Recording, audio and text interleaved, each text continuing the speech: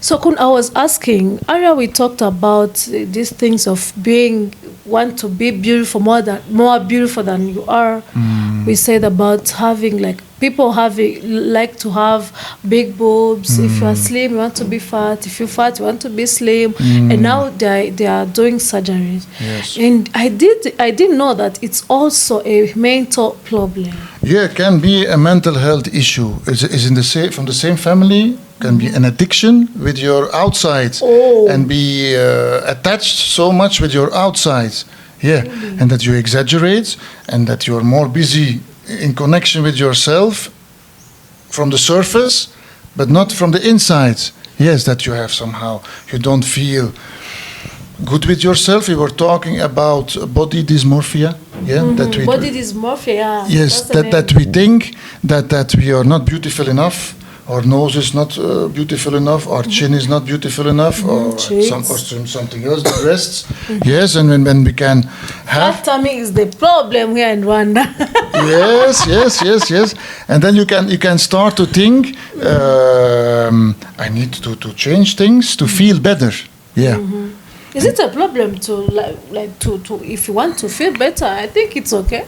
I think happiness from 90%, it comes from the outside, from the inside. I think it comes from the inside, that you feel that you accept yourself with who you are. Yeah. But the problem, the society doesn't accept you for who you are. Yes, we are forced. I think we live now in a society who is forcing us to media examples. I think, and so people somehow are sensitive to it, and they follow the sensitivity of the media.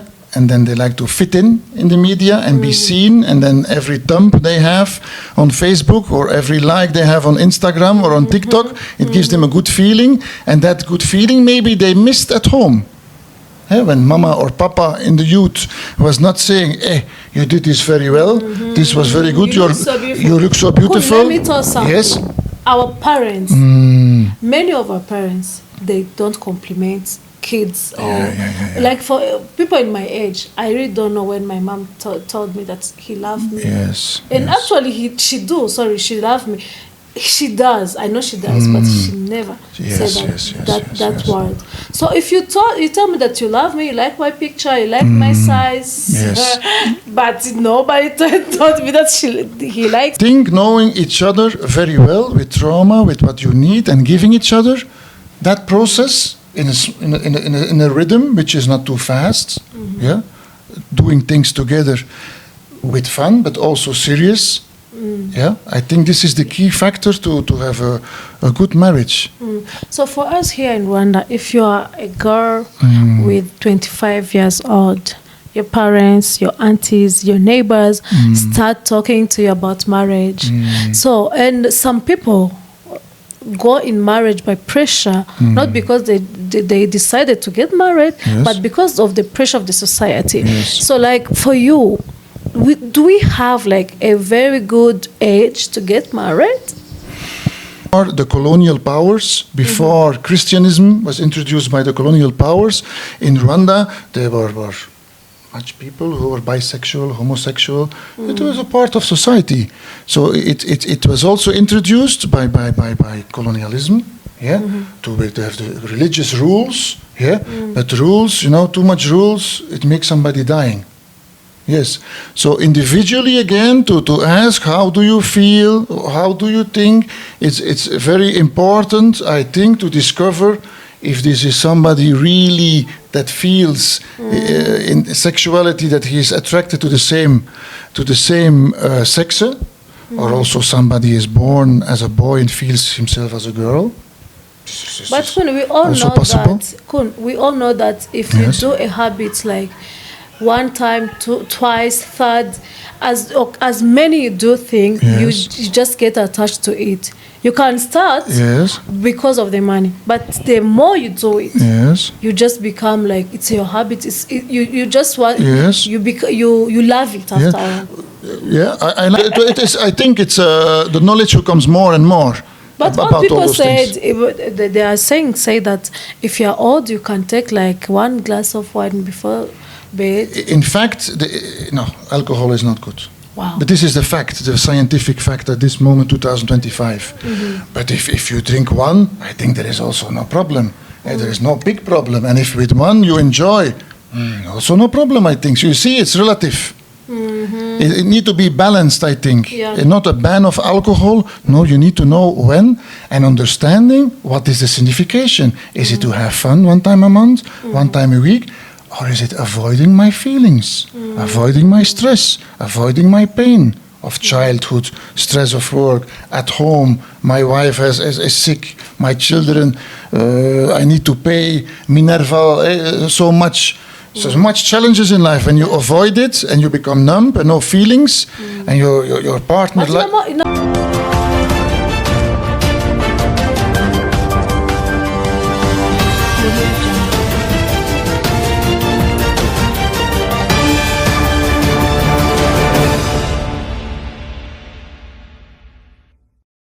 Yes, ngo ikaze kuri Hobe News. Nitwa Juliet Mutamba, iyi ni Hobe Flex. Uyu munsi rero nko mubizi muri Hobe Flex tubagezaho ibintu bitandukanye, imyidagaduro, ubuzima, cyane cyane ubuzima busanzwe bwa buri munsi tubamo. Uyu munsi nasuye Humura Counseling, ni ikigo gikora hano Kibagabaga. Ndi kumwe n'umu psychotherapist yitwa K0EN. Tujya kuganira mu rurimi rw'icyongereza, umwuka jaramwe my English, bear with my English.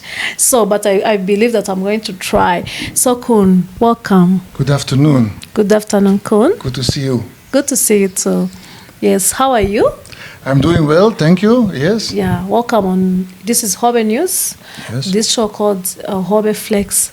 So we help people to feel like they have to be flexible. They have to be flex. Yes, yes. So today I visited Humura Counseling. So what is like the introduction of your company, of you as a psychotherapist? Yes. Who are you? Yes, who am I? So my name is K0EN. I'm 50 years old. I'm 27 years psychotherapist. I'm from Belgium, and I worked in Belgium in a mental health center. And in the board of the mental health center, there was a Catholic sister. And the Catholic sister is from the congregation Saint François d'Assise. Saint François d'Assise, they have here also kind of mental health clinics in Cyangugu, in Kicukiro. And in 2016, my director in Belgium, the Catholic sister, she asked me, do you like to go for an internship or for a period to go to work in Rwanda, in Cyangugu? And I accepted. So, and I arrived in 2016 here, and I worked 3 months in Cyangugu, Rusizi. And there I discovered the beauty of Rwanda, like so much people, I think. The climate, the people who were very friendly, who were calm, and it was very suitable with my personality. I consider myself also as somebody who is calm and peaceful. So I felt immediately, hey, I like to do something in this country. Wow. So I came back to work longer in Rwanda, and then came COVID. So in COVID, I was in Belgium, and during COVID, I decided to start my counseling center in Rwanda. Wow. In the beginning of 2022, I started, and a friend of me, we were busy for searching for a name, a suitable name. So she proposed me Humura, and Humura is the signification to make it comfortable, a comfortable situation for someone. And this is what I do daily, I think, with clients, with people, to give them a comfortable space, non-judgmental space where they are free to talk, to heal. This is a little bit the background of Humura Counseling. Wow. And we are situated in Kibagabaga, also in a very peaceful area. Yeah, sure. Yes. It is indeed peaceful. Yeah. Yes, this is a little bit the background, how it started, Humura Counseling here in Rwanda. Wow. You work in Rwanda, Yes. Your clients are Rwandese, so don't you have like a language barrier in your career? If people come here talking in Rwanda, what do you help them? So most of my clients, I can say 95% of my clients, they speak French or English, and they are from the younger generation. I can say between 14 years old, or sometimes 12 or 10 years old, until in general 40, 45. So younger generation, they much of them they are able to speak English and French, and sometimes there are some people who are older who are coming. They speak also English or French, and exceptions they speak a little bit English or French or only Kinyarwanda, but they like to see to talk with me, and then I use a translator, somebody who translates. Yeah, another question. Yes. Do you work like online? Because you have so Yes. many people who are not in Rwanda, so they can connect you, they can contact you, then you Yes. help them from distance. Very good question. Yes, I help people inside the country online when it is raining. When they live in Butare, in Ramagana, in Musanze or in Gisenyi, they do it online also. Also the diaspora, Rwanda diaspora, diaspora, yeah. they are in Canada, in the States, in Switzerland, in Poland, in China, or everywhere. So I connect also with them, and we have online sessions. Yes, Wow. yes. And it's successful. Yes, in my experience, with my 27-year experience, 95% of the people I can help. Yes, 5% is not for me. Why? These clients, they have psychosis, schizophrenia, bipolar problems, and they hear voices. They are overstimulated in the head, and they need medication. So I work together with Indwara Hospital, Dr. Bisoza, and then those people, they go to Dr. Bisoza, and Dr. Bisoza guides them to have the right medication. And then afterwards, sometimes they come back for when they are more stable to help them with psycho-education, how to live an harmonious life. Okay, Yes. thank you. So you've been working, like you told me before, it's 4 years now. Yes, yes. Yes, I think you have so much experience in mental health here in Rwanda. So I just want to ask you, what is your experience in Rwanda's mental health state?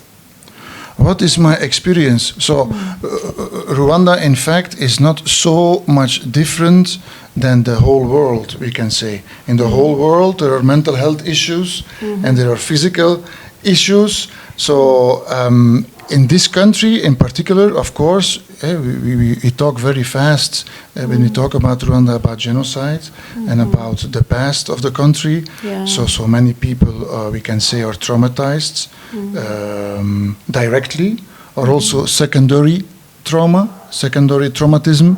It means the children of the parents who are survivors or who suffered from genocide. So I think this is a very big part of the healing processes of people who come here, and most of the time these are the children of the people who passed away, or sure. yeah, in that sense, this is number one. Number two, I think, is a kind of a generational clash that I see sometimes. The young people who are totally different, educated in another time line of their life. So older people, they grew up with genocide times, with maybe much poverty, with much mental health, with less mental health awareness, so that the younger generation now with internet, with less trauma in the present, there is a big difference between the older generation and the younger generation. Sometimes students, they go study abroad. They have liberty abroad. They go to the States or to France or to China. Smoking. Yes, and they are in the liberty, and then they come back when they are 22, 23, and they come to the parents' home, and they like again also liberty. Yeah. And then the parents, they're saying, as long as you live under our roof, these are the rules. Yeah. So then there is a clash between the older generation, younger generation, and I see much girls who like to go live alone. Is it intergenerational conflict? Yes, I think in intergenerational conflict, yes, yes. So I just want to ask, like, we have, I don't know if you have those cases here, but divorce is too much here in Rwanda. Yes, yes. So what can you talk about divorce? And what can you advise people? Like, Yes. now we have so many couples that are now separating. Yes. We really don't know what is going on. Yeah, I think this is an important issue in that sense. People nowadays, they are exposed to so much stress, as well man as woman. need to go to work or like to go to work or has a desire to go to work. So that it implementates that they have a role at the job that gives stress. They like to develop themselves. At home, they are the partner. In their homes, with their parents, they are the daughter or the son, so they have also responsibilities. So there is an accumulation of much responsibilities that comes into couples. Also, there is the social media, the Instagram influence, and people are also expected to be beautiful, to be fit. So there is so much. Earlier, you talked about these things of wanting to look beautiful every time. You told me it's a disease. I don't even remember the name, but we are going to go there too. Yeah, let's just talk about divorce. Yes, for the divorce thing, I think it's very important to know when you start to date what are your own values. Who are you? What is your authenticity? Because when you go in connection with people, you need to first go in connection with yourself and know how you are. What are my values? What do I need in life? Yeah. My potential partner, what is his authenticity? What are his values? What does he need in life to be happy, to be peaceful? Sure. And those two need to be compatible. They're just attracted physically. And there's for example, he can provide for me, and she is very beautiful and very sweet. I think the basis is very small to marry, and it can be a lucky one, can be sustainable, but it's good to go deeper with yourself. What are my values? What are the values of somebody else? And then try also to be together, that you really feel and know these are his values, my values. Are we compatible to live together? Because this is, Yeah, there is this thing here in Rwanda. It's a saying. They said that every man, the way God created a man, he did not design a man to marry just one woman. So it's normal for men to cheat. Is it real? Is that true or? I think there is no truth, no black or white. We have the polygamous people. And really? Yes, we have the But you don't blame it on God. I think that there is always influence of so much things, and I think the influence of the bigger power and the bigger energy, when people are influenced by this, and then somehow it is a part of their life, and somehow it makes that they are more open or closed somehow. So the spiritual part is maybe something also that we use in Humura counseling and that we take in account, and it's very important also to think and talk about it. So to come back on people who are monogamous, who are feeling I am attracted to one person, I like to grow with that one person, I feel really well with that one person, and they like to develop themselves in the relationship, because the other one in a relationship is a mirror for yourself and will trigger your traumas. Every partner will trigger your traumas. So this is interesting to grow and a good way to grow. Other people, they are very sensitive to sexuality with other partners. I think that those people must be honest with themselves. Is it possible to be monogamous, or are they really polygamous? So I have clients who say to me, I feel I'm polygamous. It's very difficult, maybe impossible to be with one woman. So what do you advise them? I listen to them, and we have deeper conversations. How is their life organized? How do they react on their situations? Some people, I know, I have a client from Germany, and that man has a kind of depressive modus. He's understimulated by nature. So he feels, when he is not in a sensational environment, he feels very fast that he's sleepy. So he saw when he changed partners, he has a sensational feeling and arousal, which gives him a stimulation in life, and he feels more happy. So the problem was the partner. The problem for him is the understimulation, and he felt that going to different partners stimulates him and makes him happy. If he don't do this, he must go to antidepressants. I get you. I work with him. You can choose to go to antidepressants in the monogamous life. If this is not what you like, yet you must follow yourself to the polygamous life. And if this is suitable for you, and you have women who accept this, and your whole story, if this life is working for you, maybe it's okay. So I just want to ask, before I leave the question of divorce, Yes. the topic of divorce. Yes. So you advise so many people who is dealing with divorce, relationships. Like, what the main cause of those divorce we are facing here in Rwanda? Is it cheating? Is it background? Is it poverty? What's that? I think it's maybe for some people a mix of so much things, but the basic thing is values, understanding each other, knowing who is my partner, knowing, because a marriage is a healing process. You come out of a family. The other one comes out of a family. You bring in the trauma of your family, the trauma of yourself. Everyone has some kind of needs, desires, trauma, and that marriage is a healing process to make it comfortable for yourself and the other one. And there is spirituality also coming in. If you have spirituality together with your partner, deep spirituality, the chance is much bigger that you go through difficult periods. So I think knowing each other very well with trauma, with what you need, and giving each other that process in a rhythm which is not too fast, doing things together with fun but also serious. I think this is the key factor to have a good marriage. So for us here in Rwanda, if you are a girl with 25 years old, your parents, your aunties, your neighbors start talking to you about marriage. So, and some people go in marriage by pressure, not because they decided to get married, but because of the pressure of the society. So like for you, do we have like a very good age to get married? I don't think there is an age to marry. I think it's the awareness again. The awareness, this is the ideal situation. Once you're mature and you're aware of yourself and what you want, what kind of life do you want, and your partner the same thing, there is maybe no age. I saw in my past boys who had a very difficult youth, and they were kind of umukaritas. Yes.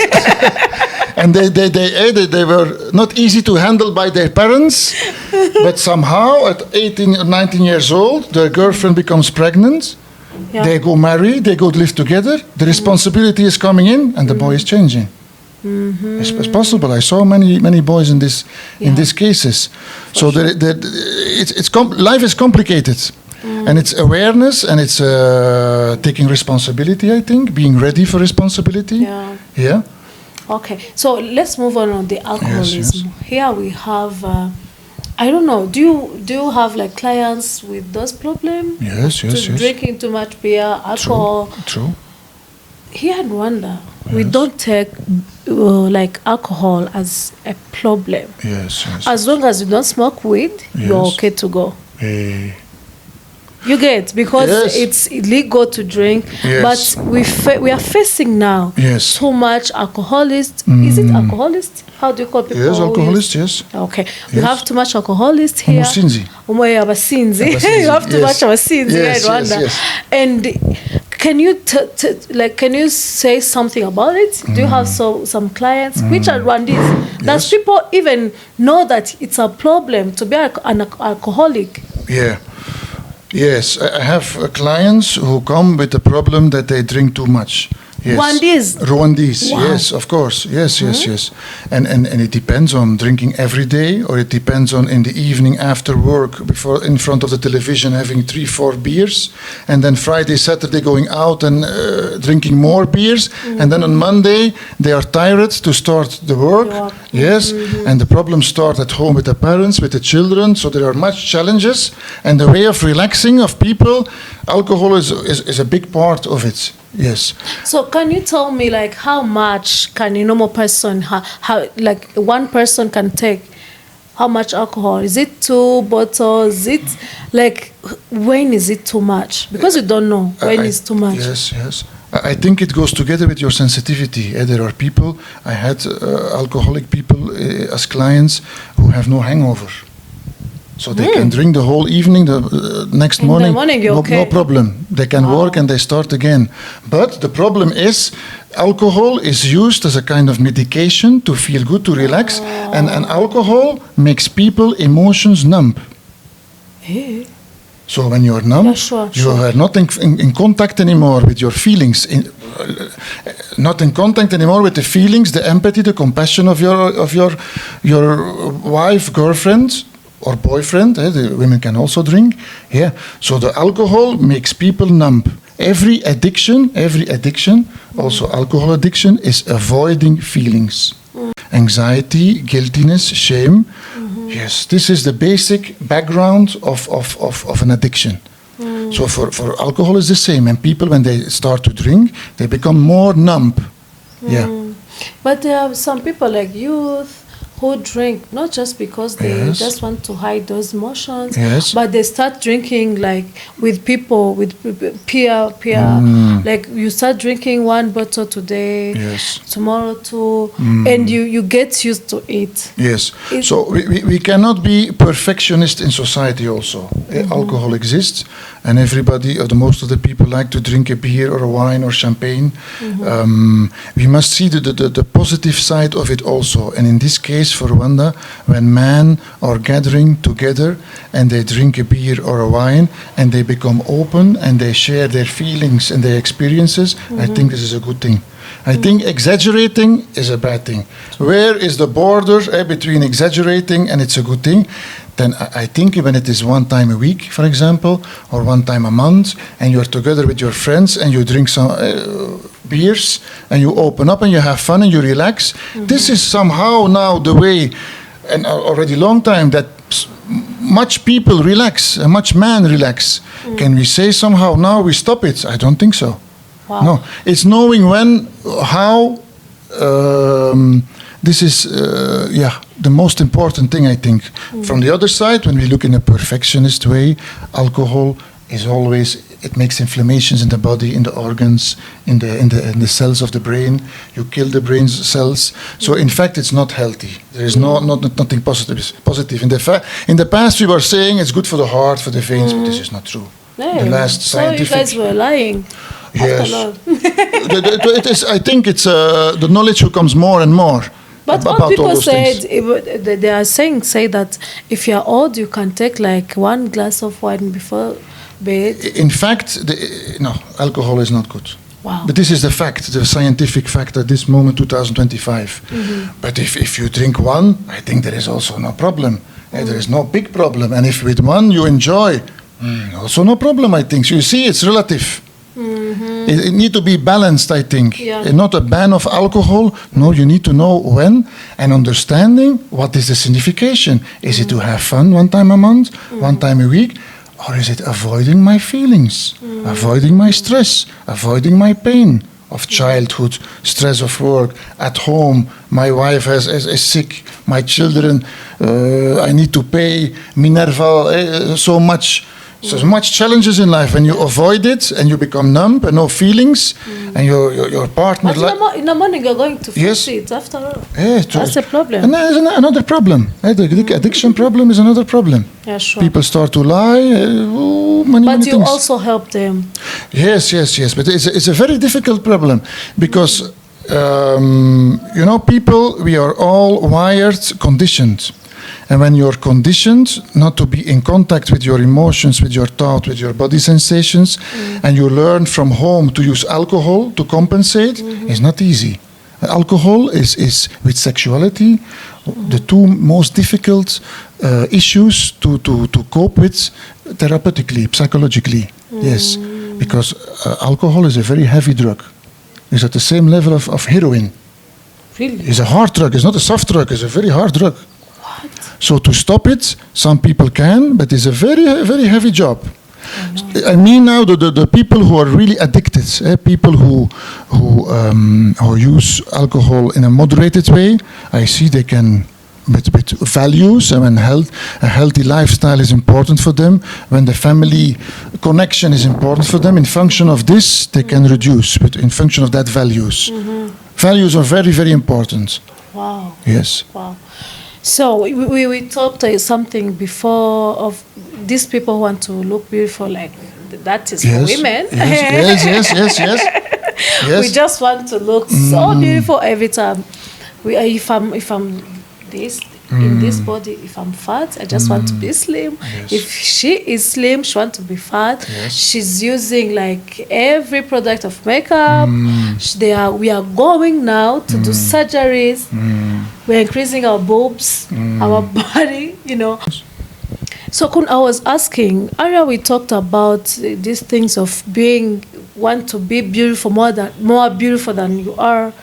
We said about having people like to have big boobs. If you are slim, you want to be fat. If you're fat, you want to be slim. And now they are doing surgeries. Yes. And I didn't know that it's also a mental problem. Yeah, it can be a mental health issue. Is in from the same family. Can be an addiction with your outside and be attached so much with your outside. Yeah, and that you exaggerate and that you're more busy in connection with yourself from the surface, but not from the inside. Yes, that you have somehow, you don't feel good with yourself. We were talking about body dysmorphia. Yeah, that we body dysmorphia. Yes, that we think that we are not beautiful enough. Our nose is not beautiful enough. Our chin is not beautiful enough, or something else. The breasts, yes, and when we can have. Fat tummy is the problem here in Rwanda. yes. And then you can start to think. I need to change things to feel better. Yeah. Is it a problem to to if you want to feel better? I think it's okay. I think happiness from 90%, it comes from the outside. From the inside, I think it comes from the inside, that you feel that you accept yourself with who you are. Yeah. But the problem, the society doesn't accept you for who you are. Yes, we are forced. I think we live now in a society who is forcing us to media examples. I think, and so people somehow are sensitive to it, and they follow the sensitivity of the media. And then they like to fit in the media and be seen. And then every thumb they have on Facebook or every like they have on Instagram or on TikTok, it gives them a good feeling. And that good feeling maybe they missed at home. When mama or papa in the youth was not saying, you did this very well. This was very good. You look so beautiful. Let me tell you something. Yes. Our parents, many of our parents, they don't compliment kids like for people in my age. I really don't know when my mom told me that he loved me. Yes. And actually she loved me. She does. I know she does, but she never said that word. So if you tell me that you love me, you like my picture, you like my size, but nobody told me that he likes or she likes my size. So I feel like, wow. Yes. It brings like a very good feeling. Yes. So that I was just saying that even our background maybe contribute a lot. Very much. Like you say, maybe your parents didn't say that they love you. It is better that they say it. Yes. Maybe you felt it, but they did. Food, clothes, going to school, and you felt at least I was wanted. I can exist. Yeah. But sometimes there are also youth children who don't have parents, who fit in foster families, who are orphans, who lost their mama or papa with sickness. So many cases in Rwanda also like this, who missed somehow the deep love of acceptation that you matter. So it forces you to do things you really don't want, but you want people to appreciate you. Yes. Oh, that's the case. You can also have parents who are also kind of superficial, who live for the image and who live for the outside world. Is also possible. And then you copy your parents and on Instagram and beautiness and more beauty. Yeah, is also possible. There are people who do surgeries to attract men. For like Indwara, we've talked about Indwara thing before. Yes, it's possible to make a business of it, and they are very strong. Is that okay? Like you're selling your body to gain money? It's a lifestyle, I think. I cannot judge. No mental health, no. Can be. Everything is possible. Yeah, we cannot generalize, I think. I know, because there are people maybe who are in Daya and they have a good heart and they do charity work also besides. I think exists also. No, many of them, they do that. So we cannot and judge, there's I no think. Problem? It's the oldest profession in society, being Indaya. So they are also maybe needed somehow for people who are disabled, people who have too much drifts. So I don't judge. Okay. At least when people have a heart and they are they have compassion with other people and they are not dominating other people, manipulating other people, threatening people. I think that this is the limit, the borders that we can say this person has a problem. When you respect other people and you agree, wow, there is no problem. You I think. also told me about obsession. Yes. You said when these people, many of them are obsessed. Some of your clients. We have this problem of obsession. Want things to be on the line. Want to clean everywhere. It's in the whole world. In the whole world, people can. So we are all conditioned. We have trauma from the past. Everyone copes in his way with the trauma that we have. And some people are in control in the present. With a coping mechanism that everything need to be on the right place. They are obsessed with morality, for example. It must be very moral, everything. So it's everywhere in the world. It's not only in Rwanda. It's not about, I don't generalize Rwandans or it's everywhere in the world. It's a coping mechanism. Right. Yes, and it's here sometimes. I have people who are very strict and obsessed with themselves to control their life, to control their emotions. Most of them are very sensitive, and they start to control their life with much rules. But sometimes it's too much. They go 5 times. They go look if the door is closed. That they close the gas fire. The floor must be cleaned perfectly. Otherwise, they feel not safe. Those are somehow extreme feelings and thoughts. And then some people it bothers them, and they can somehow become isolated. And then they come here and they say, "I feel isolated. I'm extreme. I think too much in a certain direction." This is also something that is happening, but everywhere in the world. So there's these things called how do you call it? These people who doesn't like to socialize. Yes. And we don't have friends. This time, like me, for example, maybe I have a problem too. I know so many people. I socialize with so much people, but honestly, I don't have friends. Like those close friends, or just one friend I can tell, okay, I have one, only one. But not that much friend I can tell everything. But I have so many people outside. I socialize easily, I can meet everyone. But having that intimacy, having one person I can share with my things, I really don't have those people. I understand, yes, and I hear you, and I again, it is a little bit the same. This exists in Rwanda, and this exists in the whole world. So what is a little bit the issue in this sense? Vulnerability. In the world, competition, being strong, being beautiful, having enough money. Those things are very important. But now we see more and more that the vulnerability, that not to be perfect, not to have everything what you want, and have a little bit frustration, irritation, or some sadness, or some anxiety. This is human. This is the elements of human beings. So between people, I think more and more we need to accept that we are vulnerable and that we are interested really in the other person. How do you feel today? How was your day? And that the other one can say, I saw a car accident yesterday and I feel somehow anxiety. I didn't sleep well. Just saying, just sharing. Yes, I think when vulnerability in the world has a little bit more a place, that people can talk about it, the people will more connect with each other and support each other, and knowing that I can count on the relation. I stay alone. I will not share because maybe they judge me. You understand? Because everybody must be strong. For men, it's sometimes like this. They cannot have tears. They must be strong. So they hide themselves. But also women, I think, and it's everywhere in the world. I am from Belgium, so people there, it's 7 months winter. So much people are single, live alone. they are alone and isolated. They cannot talk about their feelings.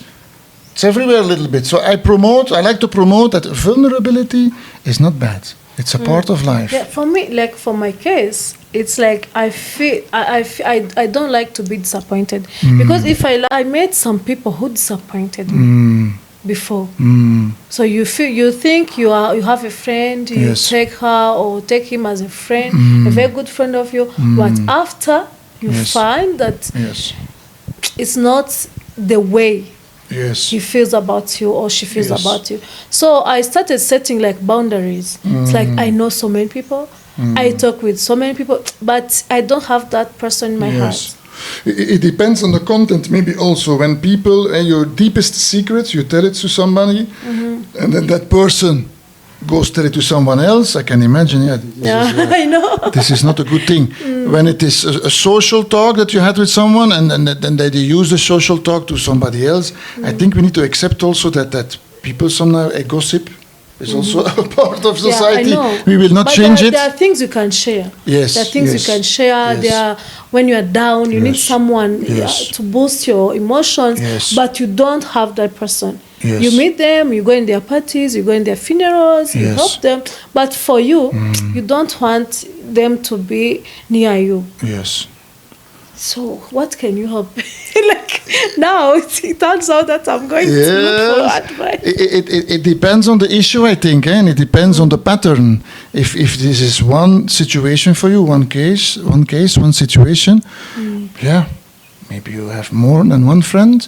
If it is something that comes back, then it's good to see what was the content, what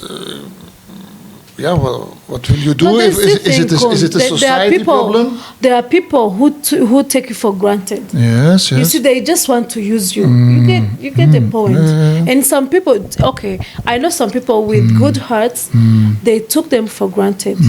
If they have problems, they come to you. But for you, no one can be there for you. You get the point. So that's why it's like, if I do good things for you, it's okay. I'm doing it, but I'm not expecting you to do it back to me. I think there is also an evolution which is necessary in the world, is the balance between living in community and living as an individualization. Sometimes they say African people community, Bazungu people individualization. But I think in reality, a balance between those two is healthy. So respecting the individual, the other one, with his feelings, his thoughts, and really respecting this, and not liking to abuse it for yourself. This is very important, I think. This is societies, I hope, are busy growing in it, to have a balance between those two things and to respect people. That individually you can grow, but you can also be part of a community. When everything is seen, you're different than the community, this is not possible, we will excommunicate you.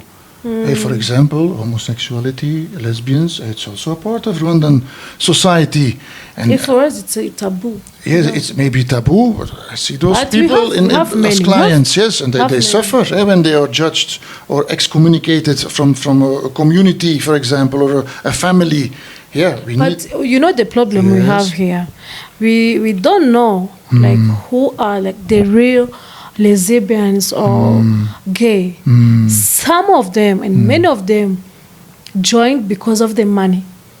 You know, the person, he was okay, he was straight, but after joining LGBTQ, they gave them money.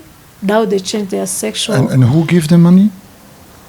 I don't know, but those communities, they are communities. That's the news I have, but don't ask me who gave it to me. But maybe it's also an issue to think in terms of money. It's maybe good to see the individual again and to talk with the individual and to ask him what he feels. What are you feeling? What are you thinking? This is, I think, very, very important.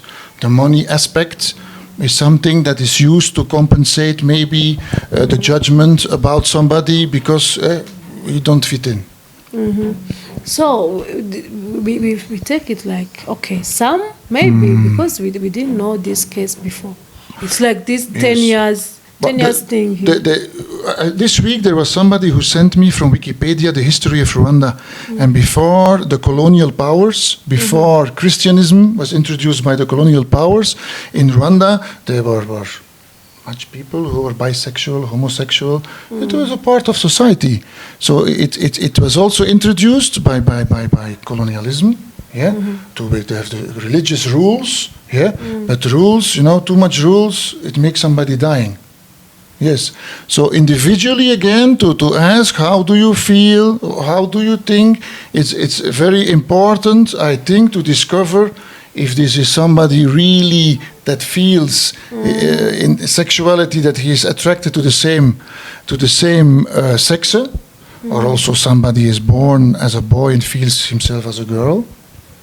But Kun, we all also know possible. that. Kun, we all know that if you do a habit like one time, twice, third, as many you do things, you just get attached to it. You can start because of the money, but the more you do it, you just become like it's your habit. You just want you love it after all. Yeah, I like to go out of the frame of the money. I go because I hear you use the money now again. So I go also out of the frame of when somebody starts to do something, then he will be always the same, or it's more easy to repeat the same things. I like to go into the feeling. How does somebody is feeling? What is your basic feeling? Yeah, I get people have a feeling. People have an attraction by nature. Yes. But there are also other people who for example, are straight. They have many disappointments. For example, a girl with man raped, abandoned by the father, and they feel I cannot trust anymore, man. And they somehow, they make an evolution, a process towards a girl, and friendship, love can come in a way. That's true. Those are also considered as lesbians, or are they by nature lesbians? I don't know. Love is unisex, I think. And love is unisex. I know like some lesbians who are single mothers. Yes. And if you see their background, it's like they've been disappointed by the men who impregnated them. Yes. So they started that way. Yes. So And I like to add also at the frame of the money. It exists also. Why do I know that it exists? I was in Thailand and I met there a transsexual lady.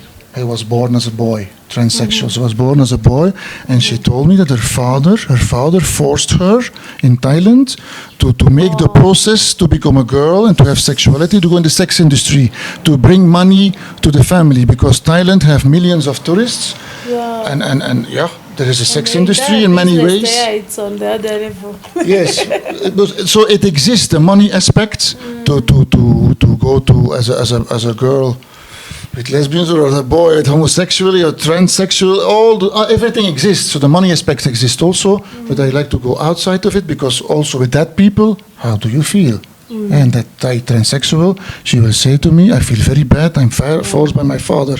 So it starts all with basic feelings, how somebody is feeling. Wow. Thank you, K0EN. Yes. So I just want to ask you, Humura counseling, what are the solutions you brought? Like Humura counseling, what the solutions you brought here? Because we just saw that we have mental problems here in Rwanda and to the rest of the world. But I believe that you have the mission, the vision, and you came to you have some solutions to our problems. So solutions is not a word that we use as a psychotherapist, because it's processes. Yeah. Sure. So it's be aware the process of who you are. What you think, what you feel, how is your body reacting. This is the most important process in the world, in Rwanda, that people are becoming aware, what is my level of stress, my level of anxiety, how much can I handle before my body is reacting. For example, headache, neck pain, chest pain, stomach pain. When it comes by stress or anxiety, it's necessary to feel and to be aware and to know, I have a headache now. Am I thinking too much about something? Is something on my mind too much? And then you can adjust. Then you can adjust to do things to relax, to do sport, to go to gym, to go to swim, to do yoga, to go to walk, to drink a coffee with friends, to drink a beer maybe with friends, with relaxing. Yes, yes, it's not a taboo. Yeah, yes, true. So it's the process to be aware of what you feel, what you think, and when your body is reacting. Then you know how to adjust, how to cope, and how to cope. People try. Spirituality, of course, religious things. There are so much possibilities, and if people tried everything and it is not working, then they come to counseling. And then we have special techniques to reduce the crisis, the intensity. But always we go, look, what is your value? What do you need? What do you feel? What do you need to relax, to cope your stress, your anxiety? What is the reason behind it of your anxiety, your stress, your anger, your addiction? Yeah, and then we try to live more towards their values. This is a process. This is what in the world and in Rwanda people need to respect their vulnerability. Yeah. Not 100%, but somehow enough to that you are on a good mental health and physical states. Wow. So before we end this conversation, we have these things of being too much religious. Everything you feel, it's demon. If you are traumatized, it's demons. You know the word karande? No, karande, no. Karande, it's like generational curses. It's like generational curses. Like, for example, you can drink too much and they say it's a generational curse. So how do you handle that? Do you have those clients who maybe believe in that? Yes, true. I have those clients. So we were talking about it before, that there are psychosomatic effects. When you have stress, anxiety, anger, depression too long and you oppress it, the body will talk. When you don't give space to your feeling, you don't cope with it in a good way, you don't open up, share, the body will talk with high blood pressure, diabetes, sometimes paralyzed situations. I have clients who have the left side of the face is paralyzed, the left side of the leg. Yeah, those are psychosomatic effects. Yes. So they say it's demons. Yeah.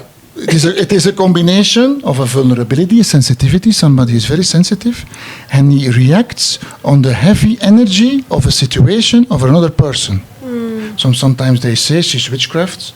Witchcraft is somebody who has a strong personality, with a strong energy, who influences somebody very, very sensitive, very vulnerable. And it is possible that the energy is reacting on the body. Somehow you become tired, you have headache, but in a very heavy situation you can have paralyzed. Wait a bit. Yes. You believe that witchcraft is real? Witchcraft is the term from somebody with a very strong energy, and also an awareness of his own strong energy that has an effect on somebody who is sensitive and vulnerable. So some people are sensitive and vulnerable. So there was a situation, a client of me, a very sensitive man. His wife was very strong. And his wife was calling her mother, and he was hearing his wife saying to her mother, I think I need to get rid of my man. Maybe I will poison him. Yes. The man heard this. His reaction instantly of anxiety was so high in combination with his vulnerability, with his sensitivity, he was paralyzed on the left side of the legs. He could not walk anymore. It took 3 months. Just because he had the reaction of the message of his wife to him. Wow. Yes. This is from scientific view, we will not use witchcraft term. It's psychosomatic effects. Yes. Wow. So K0EN, thank you so much. Yes, please, you're welcome. Together. Yes. I believe people will like you to come back on this channel. Thank you. We also have a lot to talk. Yes. Today we didn't go in details. No, we just summarized. We touched to every corner. But next time we'll be having like one topic. Good. Then we go in details about it. You're welcome. So thank you so much. Thank you also. See you next time. See you.